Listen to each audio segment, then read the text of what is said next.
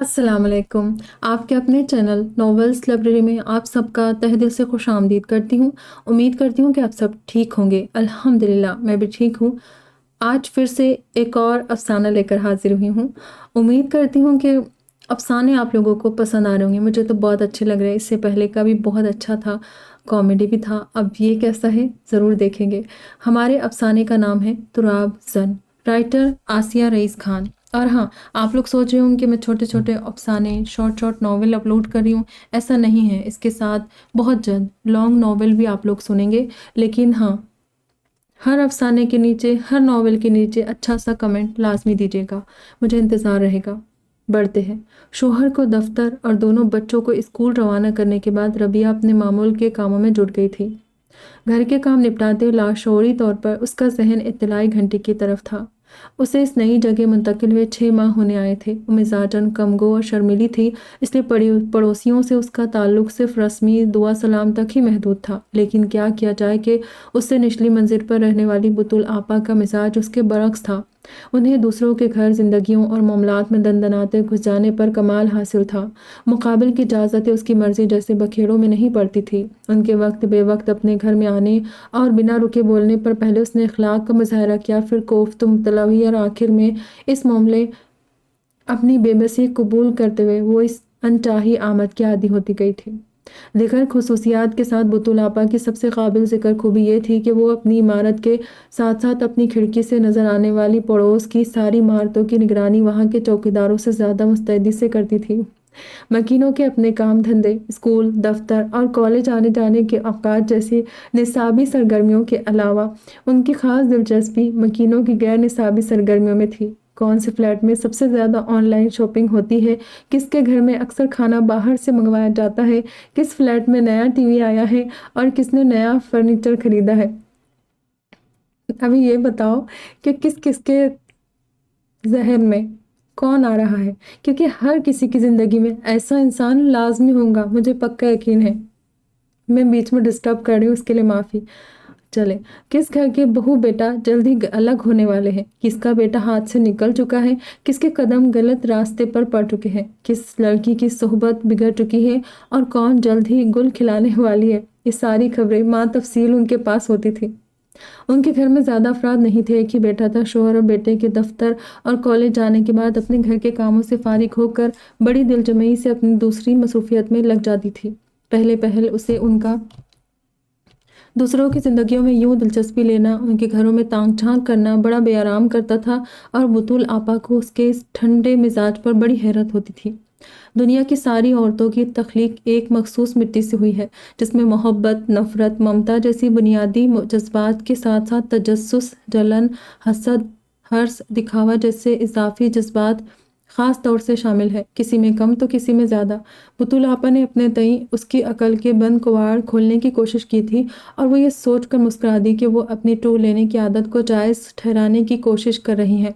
अब मुझे ही देख लो, मुझ में तजस्सुस सबसे ज़्यादा है, उन्होंने फ़ख्री अंदाज में इतराफ़ किया था। मेरे बाजू वाली नरगिस में हर्ष बहुत है, उसके घर में तुम्हें मेरे घर जैसा फर्नीचर, पर्दे, चादरें सब मिलेगी। वो कपड़े भी ढूंढ ढूंढ कर मेरे जैसे ही खरीदती है।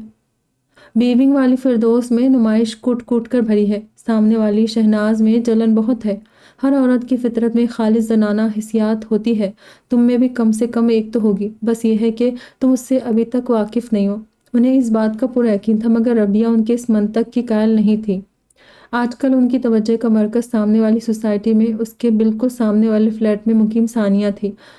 उनके अपने फ्लैट की बनिस्बत रबिया के फ्लैट से उसके घर में झांकना ज़्यादा सूदमंद और आसान था।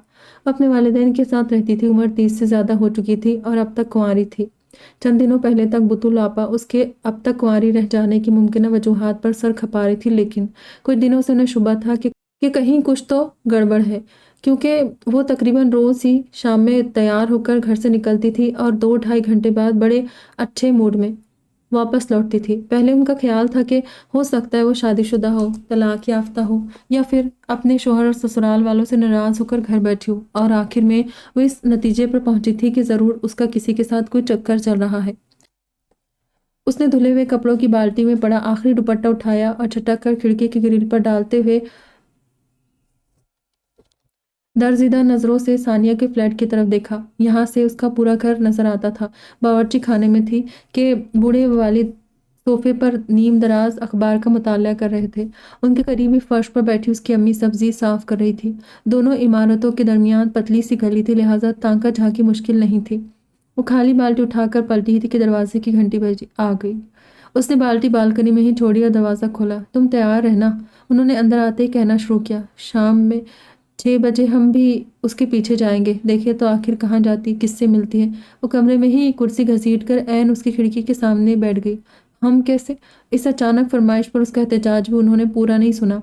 वो सब तो मुझ पर छोड़ दो, बस तुम 6 बजे से पहले तैयार रहना। उनकी नज़रें सानिया के फ्लैट से हटकर उसके बगल वाली इमारत पर मरकूज थी। अब वो अपनी कुव्वत बिनाई के दायरे में आने वाले तमाम फ्लैट्स और उनके मकीनों का तसल्ली बख्श मुआयना और मुशाहिदा करने के बाद ही इस कुर्सी से उठने वाली थी। रबिया किचन में चली आई। दोनों के लिए चाय बनाते उसका जहन मुसलसल बुतुल आपा के नए मंसूबे में उलझा हुआ था। ताक झांक और सुनगुन लेने की हद तक तो ठीक था, लेकिन यूं किसी का पीछा करना उसे मुनासिब नहीं लग रहा था। उसके जहन में अभी तक बुतुल आपा को साफ साफ इनकार करने का ख्याल नहीं आया था। तो क्या मेरे अंदर भी बकौल बुतुल आपा औरतों वाली हिसियात बेदार होने लगी है? ये तजस्सुस है कुछ और। बुतुल आपा का तजस्सुस उन्हें कहाँ तक ले जाएगा? आज पीछा तो कल, क्या ये कभी ख़त्म भी होगा? शायद उनके तजस्सुस की इस इंतहा में उनके लिए कोई सबक ही छुपा हो। उसने आखिर में जवाब तराश कर खुद को इस गैर इखलाकी हरकत पर मुतमईन करना चाहा। चूंकि वो खुद कोई गलत या गैर इखलाकी काम नहीं करती थी और चाहती थी कि बुतुल आपा भी उससे बाज आ जाए, लिहाजा उनके लिए सबक की उम्मीद कर रही थी। लेकिन जिंदगी तो बिला इम्तियाज सबक पढ़ाती है। जो भी था, अब खिलाफ आदत अब सानिया में उसकी दिलचस्पी बढ़ गई थी।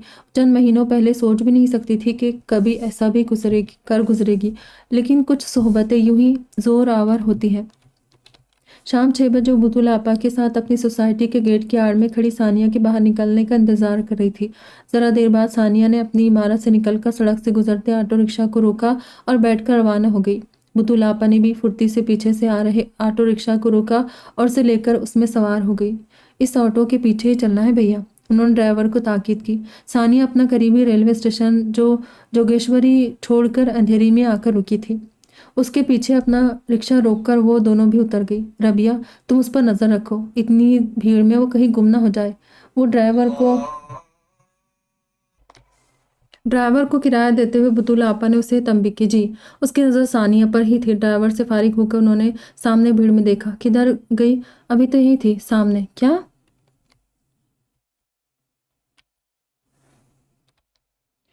क्या? अरे तुमको नजर रखने इसीलिए तो कहा था।